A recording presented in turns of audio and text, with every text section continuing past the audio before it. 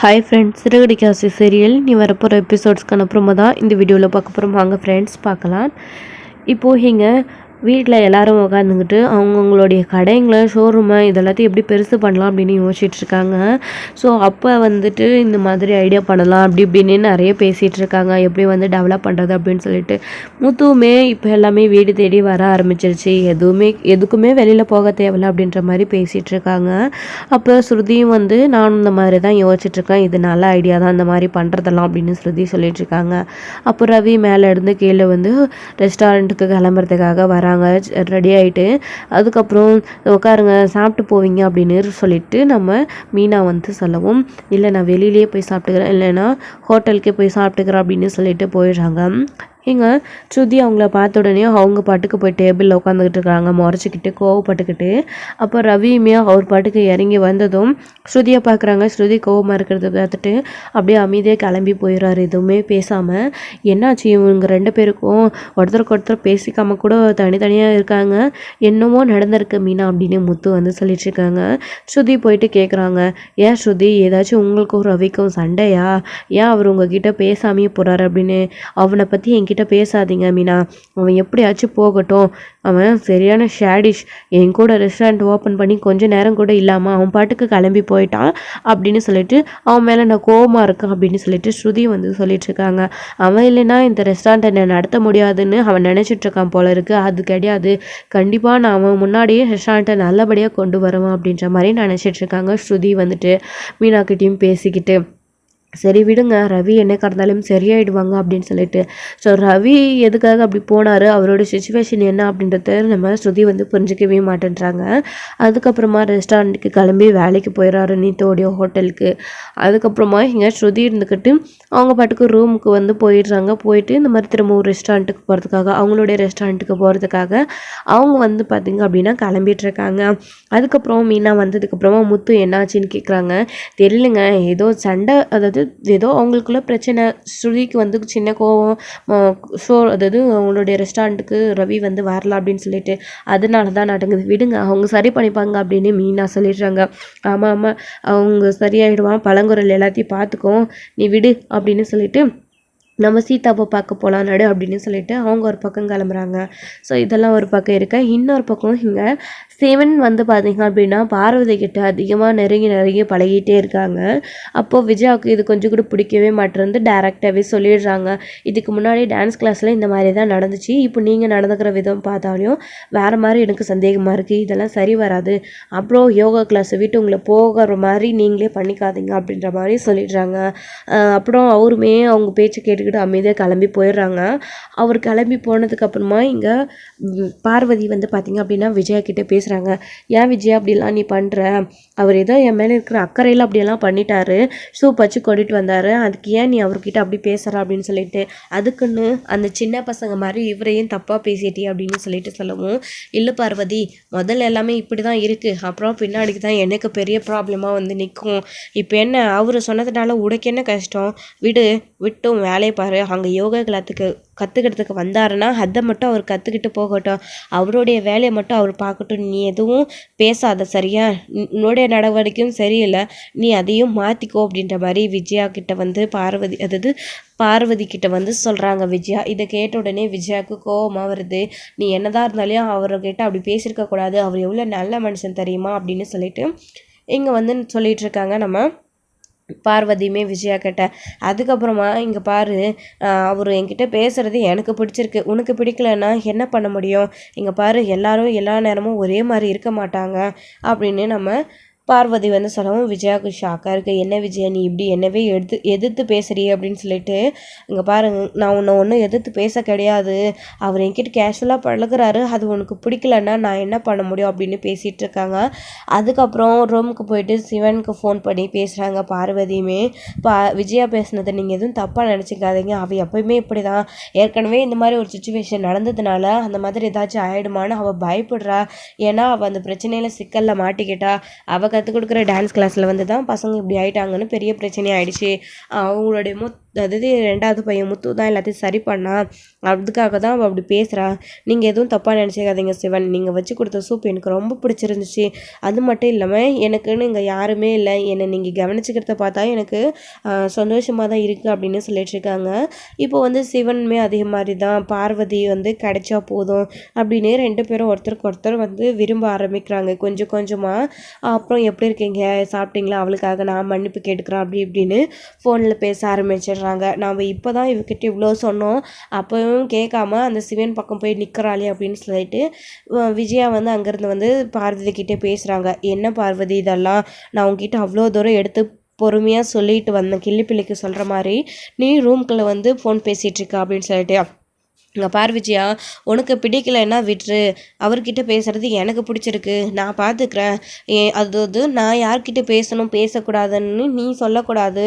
ஏதோ ஃப்ரெண்டாச்சேன்னு சொல்லிட்டு உனக்கு இங்கே யோகா கிளாஸும் நடத்துறதுக்கும், அது மட்டும் இல்லாமல் அதாவது இதுக்கு முன்னாடி டான்ஸ் கற்றுக் கொடுக்கவும் நான் இடம் கொடுத்தது பெரிய விஷயம். நீ என்கிட்டயே நீ இப்படி பேசுறியா அப்படின்னு சொல்லிட்டு பார்வதி வந்து கேட்கவும் விஜயாவுக்கும் கோவம் வருது. என்ன பார்வதி இப்படி நீ நானும் பிரித்து பேசுகிறேன், அதுக்குள்ளே ஒரு புது ஆள் வந்ததும் என்ன மறந்துட்டல, அவர் யாரோ அவருக்காக என்ன போய் இந்த அளவுக்கு பேசுறியா அப்படின்னு சொல்லிட்டு நம்ம விஜயா வந்து கேட்கவும் அதுக்கப்புறம் ரொம்ப கஷ்டமாயிடுது.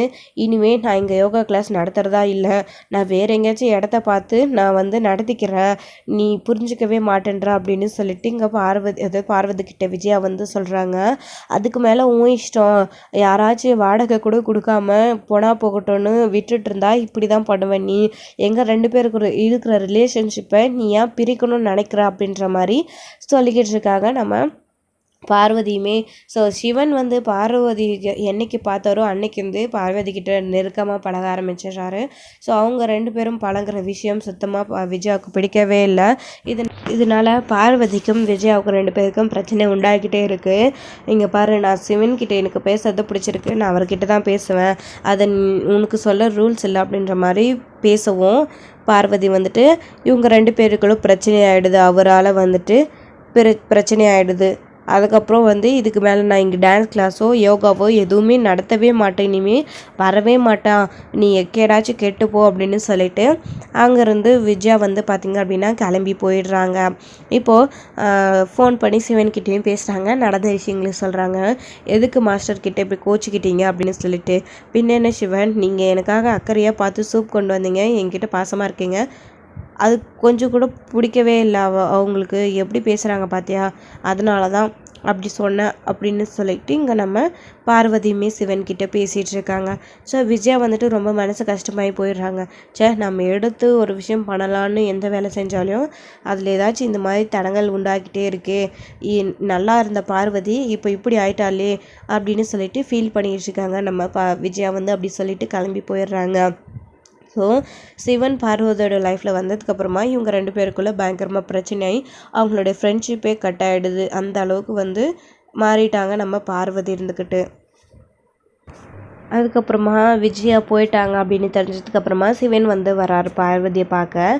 இந்த மாதிரி நடந்த விஷயங்கள ஒருத்தருக்கு ஒருத்தர் பேசிக்கிறாங்க. அதுக்கப்புறம் நான் உங்களை உண்மையிலே நேசிக்கிறேன், எனக்குன்னு யாருமே இல்லை, உங்களுக்கும் யாரும் இல்லை, உங்களுக்கு விருப்பமாக இருந்தால் நம்ம 2 பேரும் கல்யாணம் பண்ணிக்கலாம், அப்படி இல்லைன்னா கூட பரவாயில்ல, கடைசி வரைக்கும் 2 பேரும் நல்ல ஒரு காதலர்களாக இருக்கலாம் அப்படின்ற மாதிரி சொல்லிட்டு இருக்காங்க.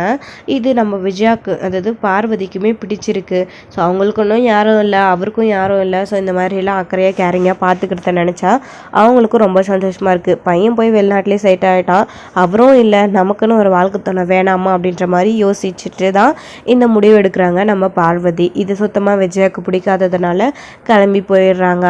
அதுக்கப்புறம் இவங்க 2 பேரும் ஒன்று சேர்ந்துடுறாங்க. இது ஒரு பக்கம் இருக்க, இன்னொரு பக்கம் ஷோரூமில் வந்து பார்த்திங்க அப்படின்னா மனோஜ் வந்துட்டு அவங்களுடைய கடையை எப்படி டெவலப் பண்ணுறதுன்னு யோசிச்சுட்ருக்காங்க. ரோகிணியுமே அதே மாதிரி தான் அவங்களுக்கு ஹெல்ப் பண்ணிகிட்ருக்காங்க. ஸோ இப்போ இங்கே வந்துட்டு பார்த்திங்க அப்படின்னா ஒரு குட்டி பையனை அடிச்சிடுறாங்க மனோஜ் வந்துட்டு. இதனால் கடையில் பயங்கர பிரச்சனை ஆகிடுறது. உங்களுக்கு குழந்தை இருந்திருந்தால் தானே குழந்தையோட அருமை தெரியும், குழந்தைய போட்டு இப்படி அடிக்கிறீங்க அப்படின்னு அவங்களுடைய பேரண்ட்ஸ் வந்து பேசவும் இங்கே பயங்கரமாக வந்து கோவம் வருது ரோகிணிக்கு. ஏன் மனோஜ் குழந்தைகிட்ட இப்படி நடந்துக்கிட்டு அப்படின்னு. சாரிங்க, உங்ககிட்ட நான் சாரி கேட்டுக்கிறேன் அவர் பணத்துக்காக அப்படின்னு சொல்லவும், உங்கள் புருஷன் நான் சொல்லி வைங்க அப்படின்னு சொல்லிட்டு அங்கேருந்து கிளம்பி போயிடுறாங்க.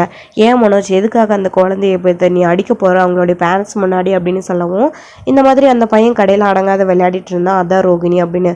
அதுக்காக இப்படி தான் அடிப்பீங்களா, பார்த்தீங்களா யாரெல்லாமோ கண்டதெல்லாமும் பேசிட்டு போகிறாங்க, இதுக்கு தேவையா மனோஜ் நமக்கு அப்படின்னு. ஆமாம் ஏன் ரோகிணி அவங்க சொல்கிறது கரெக்டாக, நமக்கு குழந்தை இல்லைன்னு சொல்லி நக்கல் பண்ணி பேசுகிறாங்க, கோவம் வராதா அப்படின்னு மனோஜ் சொல்லவும், இங்கே பாரு மனோஜ் உங்ககிட்ட இங்கே உட்காருவா, இங்கே பேசணும், இங்கே பாரு நமக்கு குழந்தை பிறக்கிறதுக்கு காரணம் நானும் நீயும் கிடையாது, உங்களுடைய அம்மா தான். உங்கள் அம்மா பேச்சை கேட்டுக்கிட்டு நீங்கள் தான் இப்படி பண்ணுறீங்க. இப்போ தனித்தனியாக 2 பேரும் படுத்துட்டு இருந்தால் எப்படி குழந்தை பிறக்கும், கொஞ்சமாச்சும் உனக்கு மூளை இருக்கா இல்லையா மனோஜ் அப்படின்ற மாதிரி ரோகிணி ஒரு பக்கம் திட்டிகிட்டு இருக்காங்க. இன்னொரு பக்கம் இங்கே நம்ம சமாதானப்படுத்தி சீதாவை வீட்டுக்கு அனுப்பி வைக்கணும்னு முத்துவும் மீனாவும் வராங்க. சீதா உள்ளே இருக்காங்க. ஸோ அருண் வந்து ஆல்ரெடி வந்திருக்காங்க சீதாவை பேசி கூட்டிகிட்டு போகிறதுக்காக.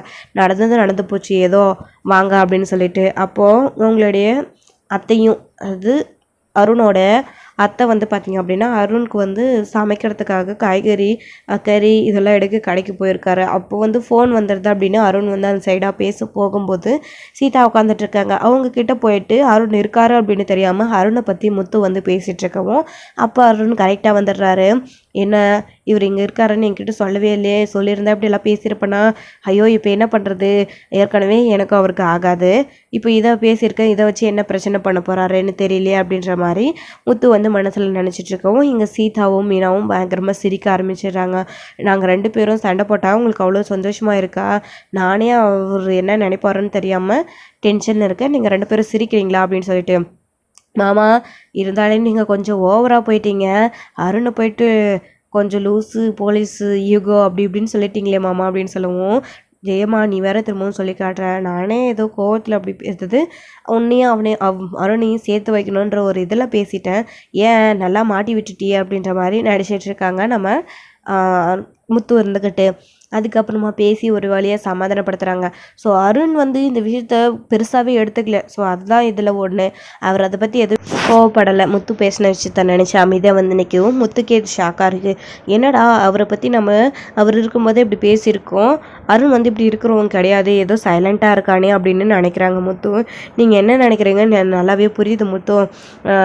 நான் பண்ணது தப்பு தான், சீதா கிட்டே நான் கோவப்பட்டு பேசியிருக்கக்கூடாது. நான் வந்து என்னுடைய ரெக்கமெண்டேஷன், அதாவது என் போலீஸ் அதிகாரியோட ரெக்கமெண்டேஷனோட நான் வந்து போய் அவருக்கு லெட்டர் கொடுத்துட்டு வந்தேன், அதனால தான் இந்த மாதிரி அத்தையோட கடை திரும்ப வந்துச்சுன்னு தான் நான் நினச்சிட்டு இருந்தேன். ஆனால் அதுக்கு காரணம் நீங்கள் தானே சீதா சொன்னதுக்கப்புறம் தான் எனக்கே விஷயம் தெரியும், நீங்கள் இதை பண்ணியிருப்பீங்கன்னு நான் எதிர்பார்க்கல, தெரிஞ்சிருந்தா நான் ஏன் சீதா கிட்ட வந்து நான் பண்ணதாக சொல்ல போகிறேன், அவங்களுடைய அதாவது அந்த ஆஃபீஸருடைய ஒய்ஃப் சொன்ன பின்னாடி தான் எனக்கே தெரியும், சீதா வந்து சொன்னதுக்கப்புறம் தான் நீங்கள் இதை என்கிட்ட சொல்லியிருக்கலாம்ல முத்து, நான் வந்து தெரிஞ்சிருந்தேன் அப்படிலாம் பண்ணியிருப்பேனா. ஆனால் சீதா அதை புரிஞ்சுக்காம நான் ஏதோ சீதா கிட்ட உண்மையை மறைச்சி பொய் சொன்ன மாதிரி சீதா வந்து என்கிட்ட பேசிட்டு சண்டை போட்டுட்டு கோச்சிட்டு வந்துட்டா. நீங்களாச்சும் சொல்லுங்கள் முத்து, எனக்கு இந்த விஷயம் தெரியாது அப்படின்னு சொல்லிட்டு இங்கே அருண் வந்து சொல்லுவோம். பாத்தியா சீதா, அருணே சொல்லிட்டாரு, இதுக்கப்புறம் என்ன, நானும் நடந்ததை சொல்லிட்டேன், நீ எதுக்கு சும்மா தேவையில்லாமல் அருண்கிட்ட சண்டை போட்டுட்ருக்க, இது ஏதோ எதர்ச்சியாக நடந்தது, அவர் பண்ணா என்ன நான் பண்ணா என்ன, 2 பேரும் இந்த வீட்டுக்காக தானே பண்ணுவோம் அப்படின்னு சொல்லிட்டு இங்கே முத்து வந்து சீதா கிட்ட பேசுவோம். சீதாவுமே எல்லாத்தையும் புரிஞ்சுக்கிறாங்க. அருண் வந்து மனசுக்குள்ளே ஒன்று வச்சுக்கிட்டு சீதாவை இங்கேருந்து கூட்டிகிட்டு போகணுமே, முத்துவால் ஒன்று தான் முடியும் சீதாவை என் கூட அனுப்பி வைக்க, அவரோட மாமா பேச்சு அவன் மீறவே மாட்டா அப்படின்னு நல்லாவே தெரிஞ்சிருக்கு அருணுக்கு. இதனால தான் வந்து அவர் அப்படி நல்லாவே நாடகம் நடிக்கிறாங்க நம்ம அருண். ஆனால் இதை மீனா சீதா அவங்களுடைய அம்மா இவங்க எல்லாருமே இதை உண்மைன்னு நம்பிட்டுருக்காங்க. ஸோ நம்பவும் செஞ்சுட்டாங்க. அருண் தன் தப்பை உணர்ந்துட்டாரு, தெரிஞ்சிருந்தா அப்படியெல்லாம் பண்ணியிருக்க மாட்டார், தெரியாமல் தான் அப்படி பண்ணிட்டாரு அப்படின்னு சொல்லிடுறாங்க நம்ம மீனாவுமே. அதுக்கப்புறம் சரி சீதா, நீ அருண் கூட போ, வீட்டுக்கு போ, அதுதான் இனிமேல் உன்னோட வீடு, நீ அங்கே போய் சந்தோஷமாக இரு, என்ன பிரச்சனை வந்தாலும் இந்த மாமா கிட்ட சொல்லு, நான் பார்த்துக்கிறேன், அதுதான் உன்னோட ஹஸ்பண்ட் இருக்காருல்ல அவர் எல்லாத்தையும் பார்த்துப்பாரு, இந்த மாதிரி அருண்கிட்ட உண்மை என்னன்னு தெரியாமல் சும்மா சண்டை போட்டுட்ருக்காத சரியா சீதா அப்படின்னு சொல்லிட்டு முத்து வந்து சொல்லி அவங்க 2 பேரையும் வீட்டுக்கு அனுப்பி வைக்கிறாங்க. ஏகப்பட்ட டிஸ்ட் ஆகிடுச்சு இந்த கதையில். ஸோ இப்படி நடக்கும்னு யாருமே எதிர்பார்க்கல. முத்துக்கே ஷாக்காக தான் இருக்குது. முதல்ல அருண் இப்படி பேசினாரு அப்படின்னு சொல்லிட்டு, எப்படியோ அவர் மாறிட்டாள் இருங்க, அதுவே போதும் விடுங்க அப்படின்ற மாதிரி சொல்லிடுறாங்க மீனாவுமே. அதுக்கப்புறம் ஒரு வழியாக பேசி சமாதானப்படுத்தி அவங்க 2 பேரையும் அனுப்பி வச்சுட்டு மீனாவும் முத்துவும் வீட்டுக்கு வர்றாங்க. வீட்டுக்கு வந்து பார்த்தா இங்கே பயங்கர காமெடியாக இருக்குது. ஸோ இங்கே நம்ம மனோஜ் வந்து குழந்தைத்தனமாக பண்ணிகிட்டு இருக்காங்க. இதை வந்து வீட்டில் இருக்கவங்க எல்லாரும் என்ன ஏதுன்னு விசாரிச்சிட்ருக்காங்க. இது எதுவுமே மனோஜ் சொல்லாமல் சின்ன குழந்த மாதிரி பால் புட்டியை வாயில் வச்சுட்டு உட்காந்துட்ருக்காரு. ஸோ படிச்சிருக்காரு, ஷோரூம் வச்சுருக்காரு அப்படின்றது ஒன்று தான் பேர் மனோஜ்க்கு. ஸோ முத்து இங்கே அடிக்கடிக்கு கலாய்ச்சிட்டு இருக்கிற மாதிரி மனோஜோடைய மூலையில் எதுவுமே கிடையாது. அவர் பாட்டுக்கு ஏதோ லூசத்தனமாக பண்ணிகிட்டு இருக்காரு. ஸோ இதோட இந்த எபிசோடு வந்து முடிச்சிருக்காங்க. அடுத்தடுத்த எபிசோடில் என்ன நடக்க போகுது, மனோஜ் வந்து இப்படி நடந்துக்கிறதுக்கு காரணம் என்ன ஏது அப்படின்னு சொல்லிட்டு வீட்டில் இருக்கவங்க எல்லாரும் கேட்டு தெரிஞ்சுக்க போகிறாங்க. ஸோ அது என்னவாக இருக்கும் அப்படின்றத வெயிட் பண்ணி நெக்ஸ்ட் வீடியோவில் பார்க்கலாம் ஃப்ரெண்ட்ஸ். தேங்க்யூ. இந்த வீடியோ உங்களுக்கு பிடிச்சிருந்தா லைக் பண்ணுங்கள், ஷேர் பண்ணுங்கள், கமெண்ட் பண்ணுங்கள்.